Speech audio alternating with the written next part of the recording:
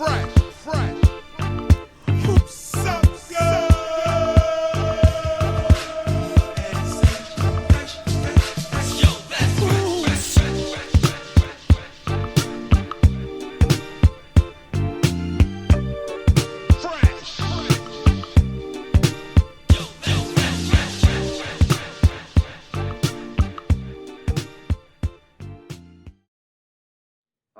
Say what's Man, up to the people. Let the dirt say amen.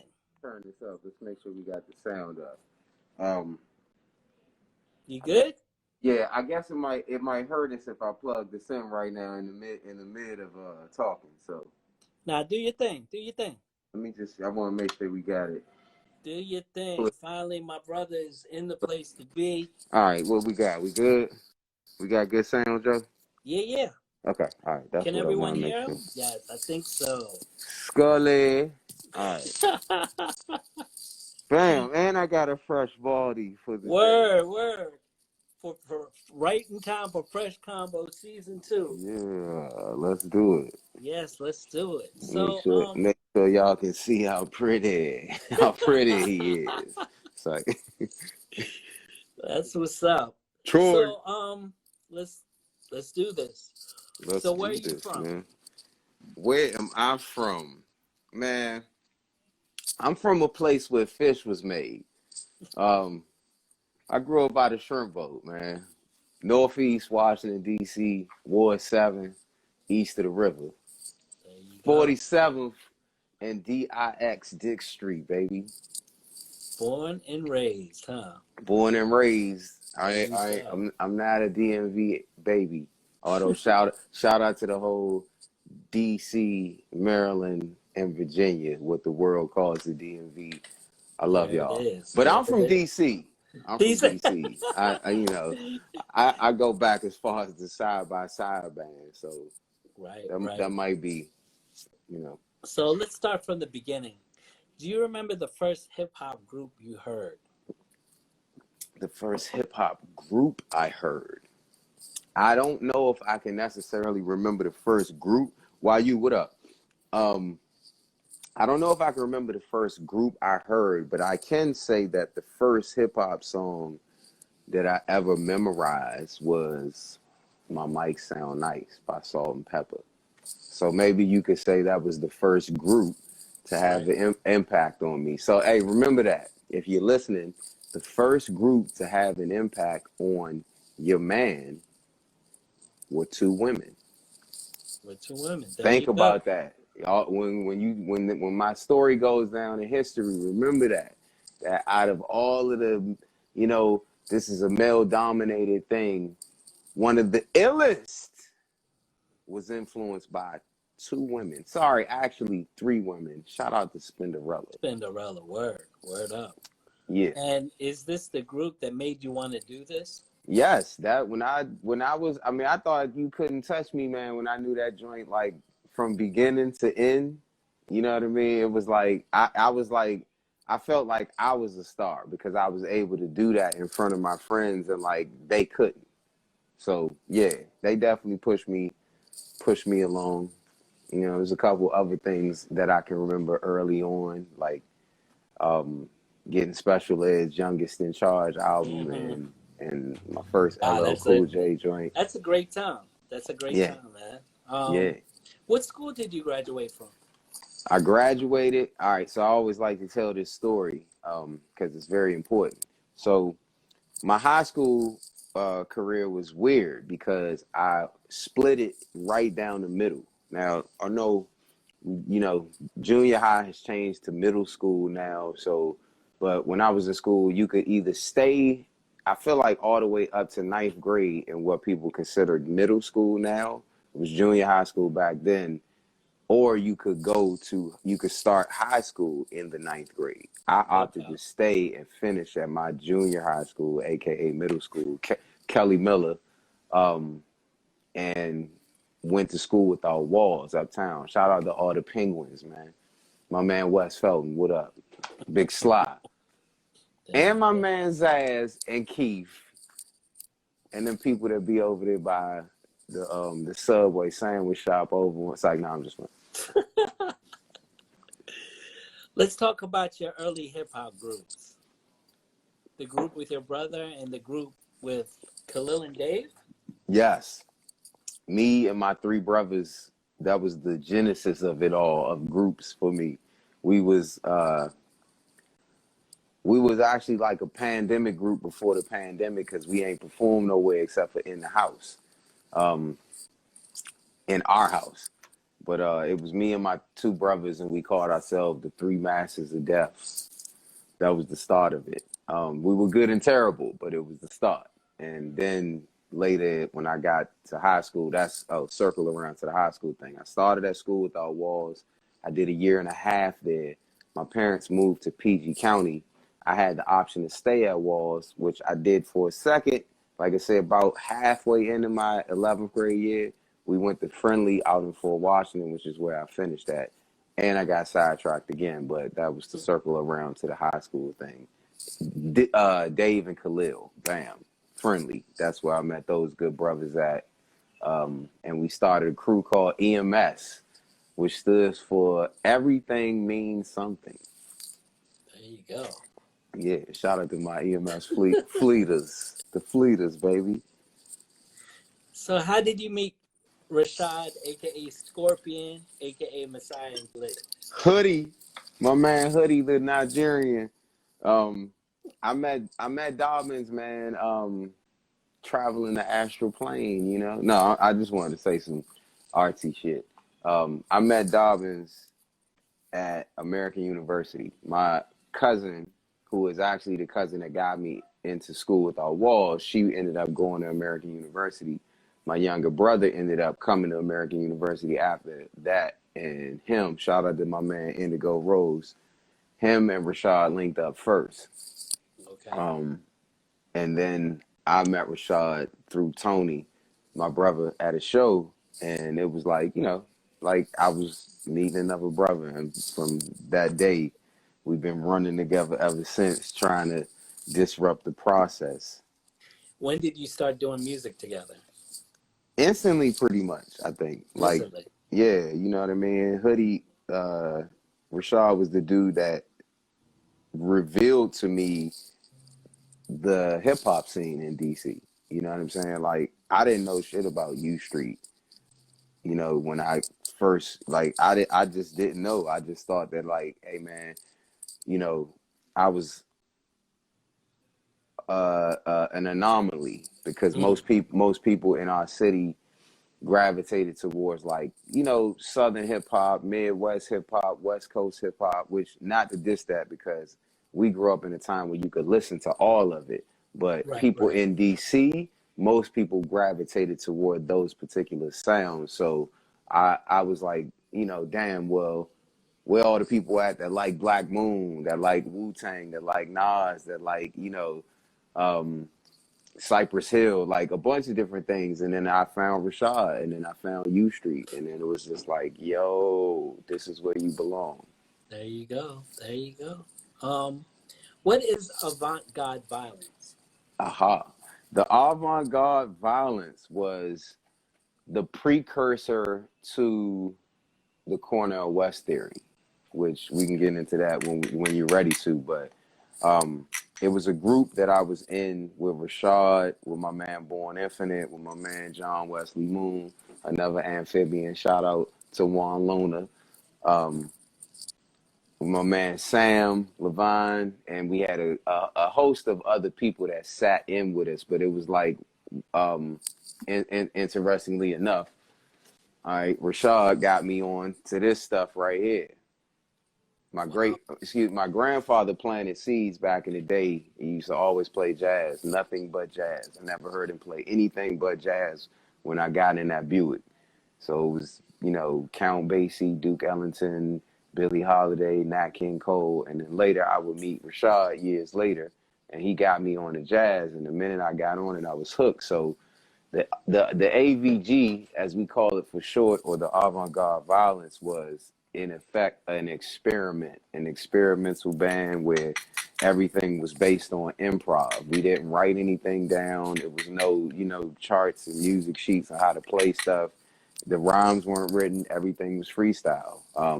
It was my first real lesson in live music.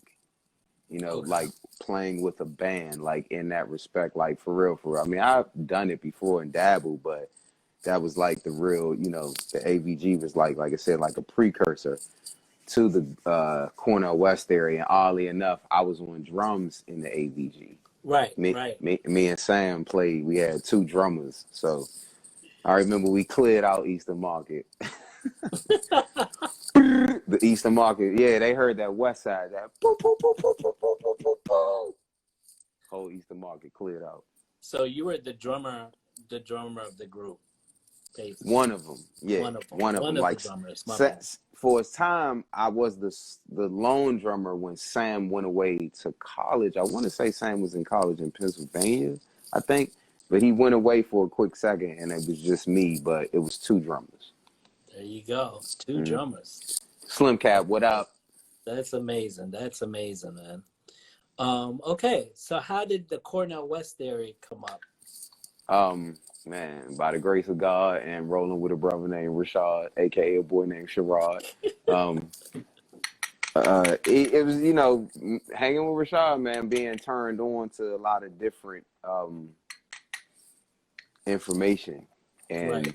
and people that I might have been slightly aware of, but learned a lot more through Rashad and just his searches that he got me started on. You know what I mean? And then I ran with my own thing, and the name one day just popped in my head after we stopped the AVG, and everybody was kind of like going to their next musical move. One day I was in my parents' basement, and the name just popped in my head, the Cornel West Theory. So I called Rashad up and was like, "Yo, what you think about this name?" And he was like, "Yo, that's the one." So we ran with it, Yep. hit Dr. West up, and he Yeah, said, let's talk about he that. said, I actually yeah, met him. yeah, I was going to just guerrilla it, that's always been my story, is that I was just going to do it, name it, and just ask for God to, let Dr. West be gracious enough to say, "Yo, man, I like this shit is dope." But my peoples, my man Fred Joyner, shout out to Fred, and shout out to my sister Kim, Right. Kim Berry. She was like, "Yo, you need to contact him and get his approval." So 2004 is the genesis. I met Doc in 2004 in DC at Olson's book, doing a book signing for his Democracy Now! Book. Ran up in the joint. "Yo, Doc, it's nice to meet you. I'm not here for the book signing. I got an idea." And as best I could, he was like, "Yo, man, you got my blessing." He wrote his number down, and we've been And rocking the ever rest is since. Yeah, history. it's There, like man. he's been on most of our albums. He's performed with us on multiple occasions. We've done interviews with him. He's helped me put food on the table, like literally, like, yeah, man, Doc is that guy. Right. Shout out to So, Doc West. word up. You are now producing and emceeing the group. What are you using to produce? I use this. My Draco is undefeated. I use a MacBook and I use Logic. I started on a Korg keyboard way back in like the late 90s with a sequencer, and I just worked my way up trying to make beats that sounded like they had samples in it. Years later, I would get the capability to sample via technology and shit, Reason. Then eventually my brother was like, "Yo, you need to get Logic." So got Logic and been rocking with Logic ever since. Hey, Logic, whoever makes that, come on, holla at your boy, give me an endorsement. Blessings. There you go. There you go. Let's talk about the last album. Okay. By the time I get to Minnesota, what You was the inspiration and concept of the album? Hey man, when me and my man Rashad, when we get together for Cornel West Theory, it's specific in that it usually has some sort of like political edge to it. It's definitely social commentary. It's usually attacking something that's going on that's fucked up. Pardon my French, pardon my English, but you know, cut on your TV, you cut on your YouTube, your anything, and you see the situation that has always been at hand being highlighted. Like it's now on video that cops beat people in the streets, that cops plant drugs on people, that cops plant guns on people, and not all cops. All right, let me be one of the people that actually says salute to the cops that actually give a fuck about your community. All right, whether you're from that community or not, when you actually show love and you do the job the right way, salute to you. All right. Right. Because you know we ain't here to, like I said, they people just like us. But to the bad ones, to the jackasses, to the people that was the inspiration for NWA to write "fuck the police" and Jay Dilla to come back years later and murder that joint, yeah, y'all suck. You gave us inspiration. Donald Trump, you got fired. You gave us inspiration. All of those motherfuckers that run with y'all and condone that type of shit, condone, you know, racism at its ugliest, you know what I mean? Charlottesville, church massacres, all of those things created a condition and material, you know what I mean? Right. Me and Rashad just basically said, yo, let's make a series of anthems for the protests that are happening right now. That's That great. yeah, you know, That's something that's needed.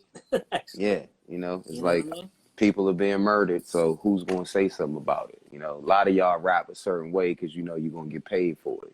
You scared to say something because you know they'll snatch that dollar away from you. What are your favorite songs? On that album, Yes.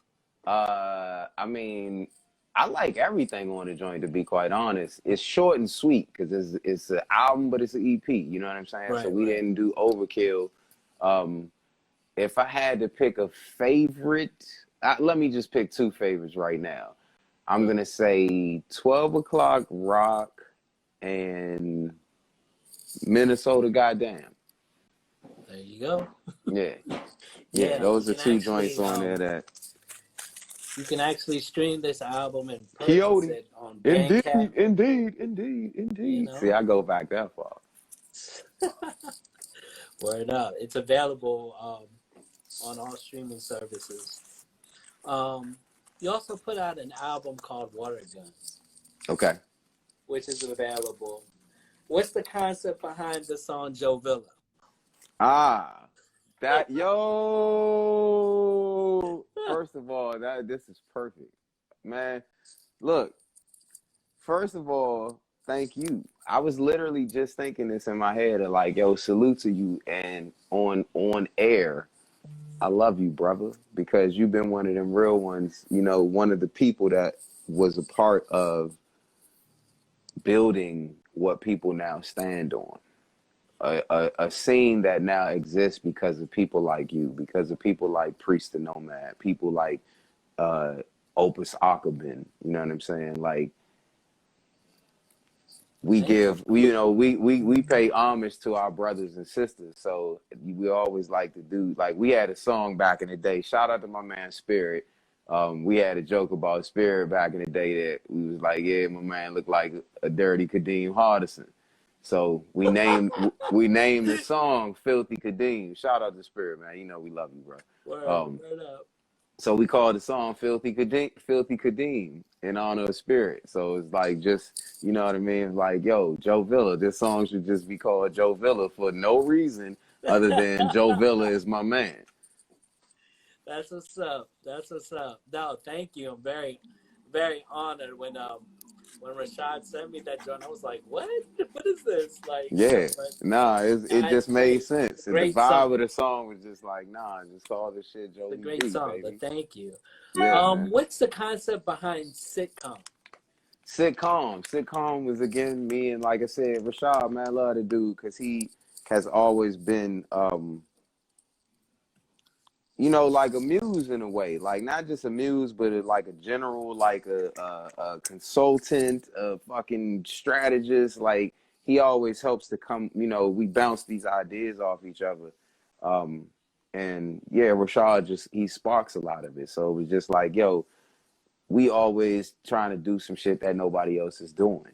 And Okay. it felt like, yo, let's do a joint where we just take movies and television that we really, really liked growing up and that are kind of familiar to people, you know, that grew up in the era with us. Even some that grew up younger or older might be familiar with this particular, you know, movie or television show. So it was like, yo, make all the samples from that, Right.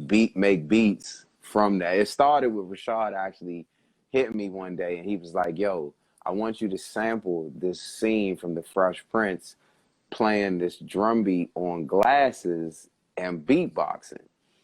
And I was like, I played it and was like, yo, this is stupid as shit. But then I was like, nah, this actually could be dope. And then it was like, yo, why don't we just turn this into an EP? Sort of how the same way with Minnesota. It was Right. just like one song and it was like, yo, maybe we should do 4 more, 5 more. Nah, And that's a great concept. now you got That's a great sitcom, concept. like rest in peace to Doom. I think Doom, Yeah. MF Doom would have loved sitcom, yo. Word. So that shit is one for Doomile, baby. Give me 4 musical influences that made. 4 musical influences for me. Let's see.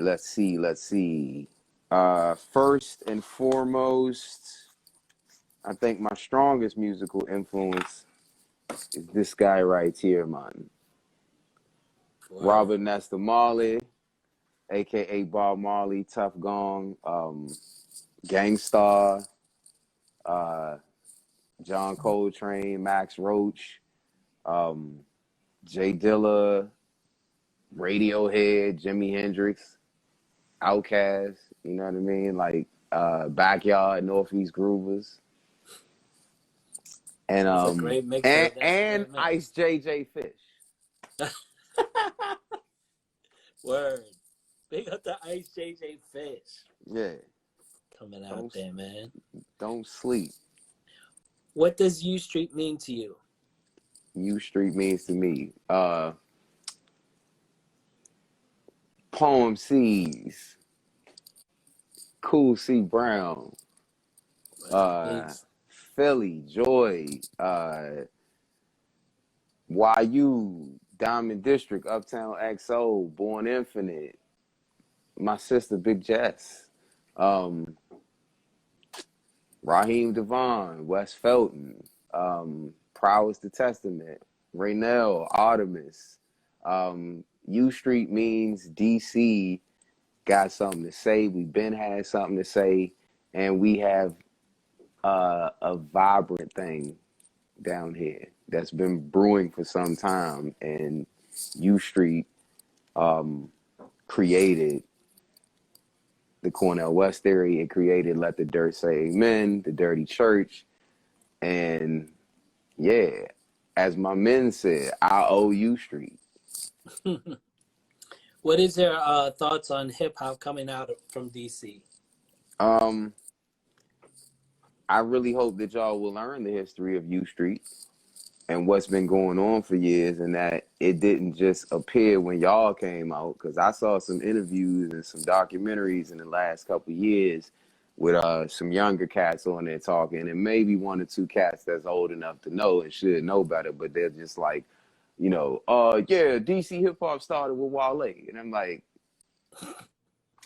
yeah, clearly you need to wash your butt. Second of all, have you ever heard of Stinkadink? Have you ever heard of DC Scorpio? You know, have you ever heard of Lil Benny? Like, you got to start somewhere and Right. then work, you know, like I said, then work your way up to Tony Blackman. And, you know, like I said, have you ever been to Nyala? Did you know that the joint caught on fire? Like, were you there when Marvin Arge still existed? Like, yeah, it's a whole lot of stuff that cats should brush up on. Salute to them, because DC is getting attention from a lot of the names that are out, even though it doesn't necessarily sound like DC to me. Right. It's more of a DMV era music, like, you know what I mean, like a gumbo of sorts. But salute to the young cats, you know what I mean. I hope they continue to succeed. I hope that you know, cats think about the messages that they putting out here, because the youngins is out in the streets Yeah, it's a doing lot of history. doing There's dumb a lot of shit, history. you know what I mean? And it's attached to a lot of that music drives that shit. You know There what you I'm saying? go. It's like you could have an Arrested Development singing Everyday People, or you could have I'm gonna be a nigga for life, you know what I mean? Which both have value, but you know, we need balance, baby. There you go. What was it like to win a Whammy Award for your first solo album, Bullets? Do I need to go get Jody, do I need to go get my whammy? I, I got enough of them. I can pack. Look, you get a whammy. You get a whammy. Nah, man. By the grace of Jah, he shined on me, you know, and he said, "Look, man, I believe in what you're doing, and I'm gonna show you that the people believe too." And you know, despite the fact that that album was done, not in a studio mostly, like a lot of it was just in a crib. A lot of it was Rashad like, "Yo, I'm gonna send you this vocal from the phone." Uh, Me mixing, which I know not how to do. I don't know shit about compression. I'm not one of those type of producers. I produce straight from feel. All I can tell you is that I twisted this knob until that shit sounded like this.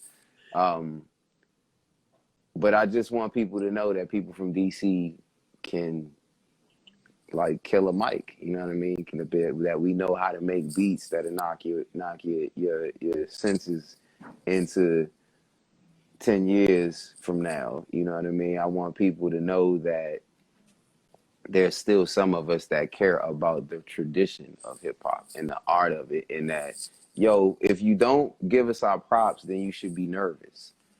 Right. I know y'all nervous. You fought it because you was nervous. Yo, let's break down your MC names from Dimensional Control to Dirty Church to now. Hey, I'm gonna give you a real good one, yo. I used to rap in a church hip hop group, yo, back in the day, and my name was MC Rhythm, young, and it stood for Reach and Hurt Youth through hip hop music. I don't think I reached a single youth with that name, so I had to change it up and get better. Um, That's fucking amazing. but yeah, you know what I mean. Yeah, Like that's amazing. all the different Wow. names is like, hey man, they all a piece of something important. The Cornel West Theory was the genesis of something. The Dirty Church is the music behind the Cornel West Theory. The Dirty Church is the name that Rashad came up with that I basically said I'm going to produce under. Let the Dirt Say Amen is the continuation of that. I, I, I felt like it was appropriate, and it makes sense. You know what I mean? Like the Dirty Church is also something that I've researched and saw some other people using that name. So while I believe and know that we are the original, I just want to make sure there's no confusion when we going on. Like when people are searching to find my music, I want to make it easy on y'all. So you might be confused behind it. Yo, well, what's his name? Like I told you before, I like to pick names that don't sound like it's me, you know, names that could possibly sound like, yo, is that a group? Like, is it a crew? Is it one person? So, you know, Let the Dirt Say Amen, because the first album, Sitcom, was me and Hoodie. You know what I mean? Even though Let the Dirt Say Amen is me, dropped it that way. So it's a little mystery behind it. You know what I mean? All those names, you know, all those names mean this. There you go. Yep. That's what them names represent, man. Yep. All right. DC. And we like to keep it funky, keep it dirty. So let the dirt say amen. All right. Very clever. Very clever, man. You were featured on the last Arrested Development album. How did that come about? Salute the Big Brother speech, man. Man, just pushing at the end of the day. You know what I mean? Constantly pushing, constantly trying to connect with people that inspire me.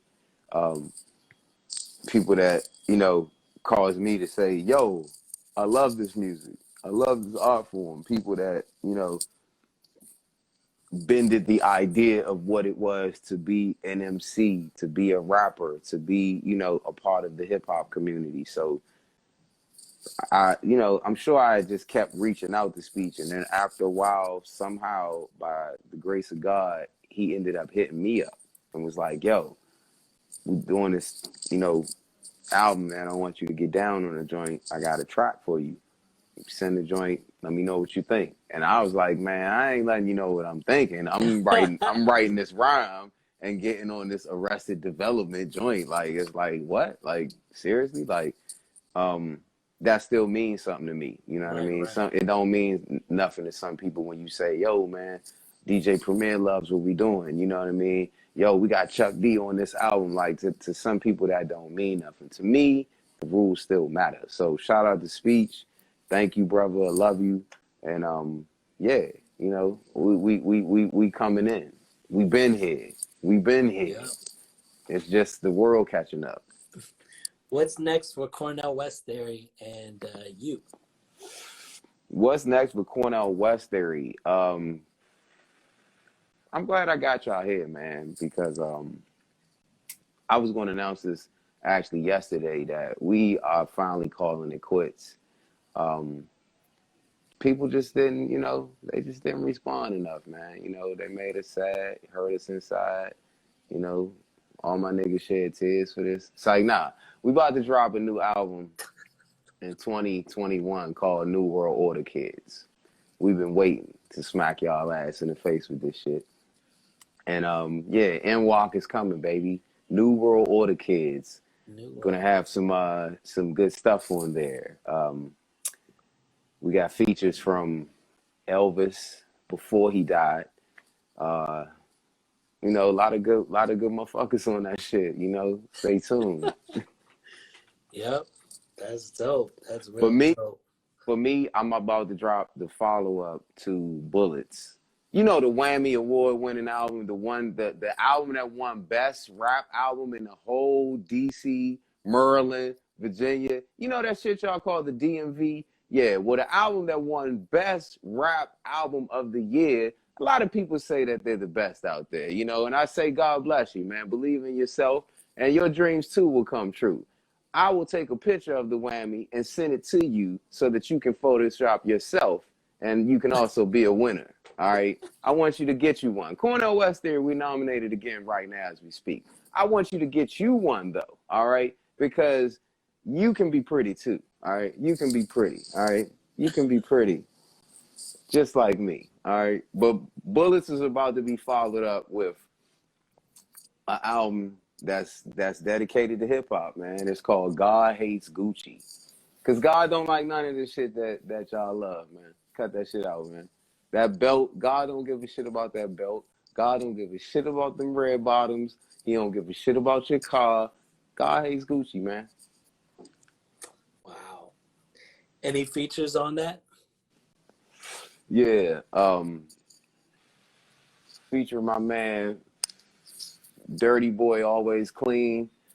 My nigga Stank Mouth Ralphie.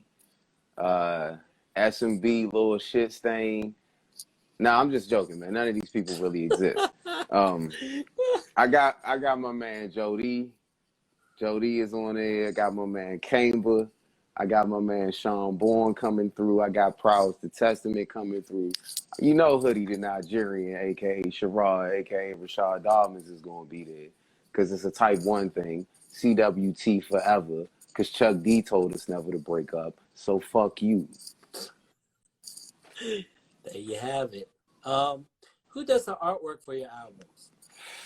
Actually, the last couple joints has been me, man, because we ain't got no damn budget, and sometimes the team ain't there. You know what I mean? But I always have been a adamant believer that you just got to keep going. Like, you know, Melvin Van Peebles said to me once, "This is not a joke. I love you, Uncle Melvin." And one day I went up. Well, before I went up, when I was first, this is somebody who inspires me. I reached out to Melvin Van Peebles once. and I was like, yo, man, I really love your shit. Um, I sampled some of your stuff from the films, and I want to, get you the beats. And he was like, all right, well, go ahead and send it to me. And I was like, well, just give me like a couple of weeks because I don't have a CD burner, and I got to find my man, and he got to put saran wrap on it. And then he was like, yo, you got a tape deck? And I was like, yeah. And he said, then put the fucking shit on tape. That was the first conversation I ever had with him. And so that's been kind of my motto in my head of, nah, man, just put the fucking shit on tape. Like, I don't give a fuck about that. We ain't got the best mics. And, oh, no, the snare drum could have been harder. Yeah, well, if you want the snare drum harder, DM me.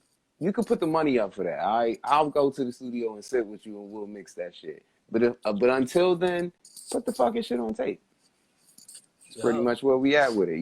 Just want to make sure that it's out there. You know what I mean? Like, and also I try to defy the rules as much as possible because sometimes the rules can limit creativity.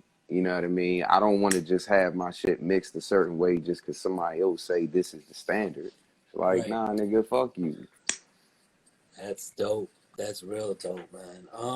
What would I you don't like give to a pass damn if it on? breaks my back window. All right. What would you like to pass on to the Enoch, next generation that is inspired to do what you want to do?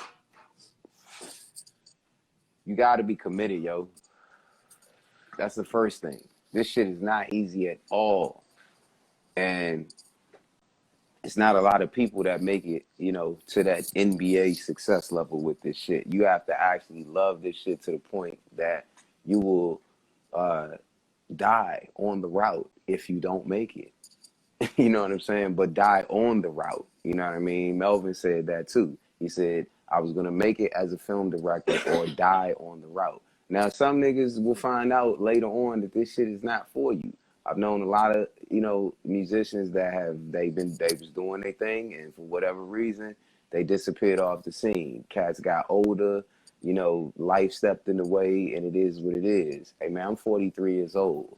My smart trip might have 35 cents on the joint. My shit was just declined at the grocery store for like 49 cents on a card. So it is what it is. Like, we know how to do it that way. We know how to do it on that end. We're not afraid of that. But some people will discover that, yo, that's too much for them. You know what I'm saying? Like, because they didn't get that big $100,000 advance, or they didn't sign to this major label, or I don't have this many followers. Nah, yo, don't base it on that. Base it on the fact that you love music, that the people that came before you, that inspired you, they ain't have all that shit. You think this nigga had money? It took a while. Trust. It took a while. It took a second. And on top of it, he never changed his message to get paid. Yep. That's what I want the kids to understand. Yo, you ain't gotta be like the rest of these goofy niggas with 1,000 chains on and shit, and rented cars and shit, and niggas is, 1,000 motherfuckers with guns standing behind you doing, nah, it ain't gotta be that. All right, that's what I want you to know. You can come out being yourself. You can come out sounding a different way than all of these. Nah, you ain't gotta do that. All right, that's what I want people to know. There you go. Where can people find you on social media and purchase your music? You can find me in the club, pocket full of bucks. Nah, hey man, well, if you're on this motherfucker, then you should know IG is Letthedirtsayamen. On Twitter, LTDS_Amen. Let the dirt say _Amen. So you get it, LTDS_Amen. That's on Twitter. Facebook, I pop on there every now and again just to see, if my uncle left me a like emoji. That's pretty much it. So don't really look for me there. I'll pop up every blue moon and send you something. But you should be elsewhere looking for this shit. Also, I'm new to Clubhouse, man. We going to see what we can do on there. Old nigga wave. Shout out to my man Tone Smith and Ma Dukes, the James DeWitt Yancey Foundation. I love y'all. And yeah, I think that's pretty much it. Oh my bad, on Clubhouse, man. Letthedirtsayamen. Man, I thought I accidentally played porn on Clubhouse, man. It's like, yo, did I cut my mic off? Man. Watch out, you never know what happens in the night.